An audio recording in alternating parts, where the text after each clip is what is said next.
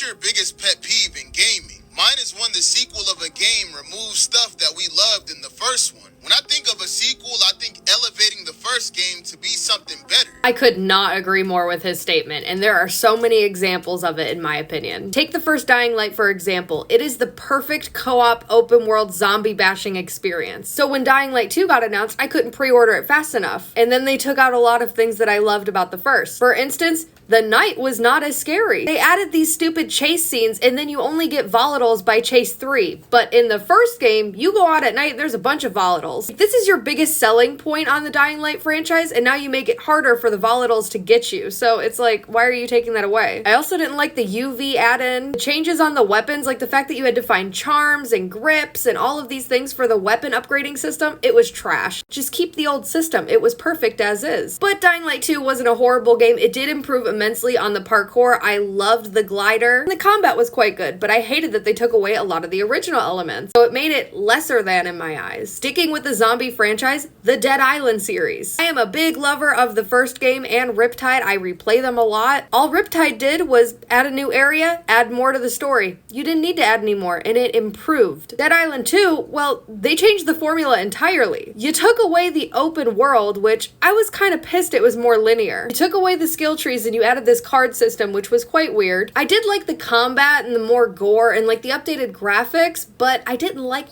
the dodge mechanics added in. Again, this game took away elements that I loved about the originals. Now this is a perfect example of doing it right in my opinion. Ghost of Tsushima, fantastic game, beautiful visuals, amazing combat. Ghost of Yote has all of that, but more. The open world isn't as repetitive. There are a lot of random encounters. The open world feels more alive. And they added a lot more combat mechanics, making it more enjoyable for every different encounter that you get into. This was how you make a perfect sequel in my eyes. And honestly, I can't wait for the third installment. Overall, I'll just never understand how you take a very popular franchise that people love and then you change a lot of the things that people love about it. And then you're wondering why it isn't successful. You can take the elements that are already there and then just improve upon it. Such a simple concept, yet rarely executed correctly.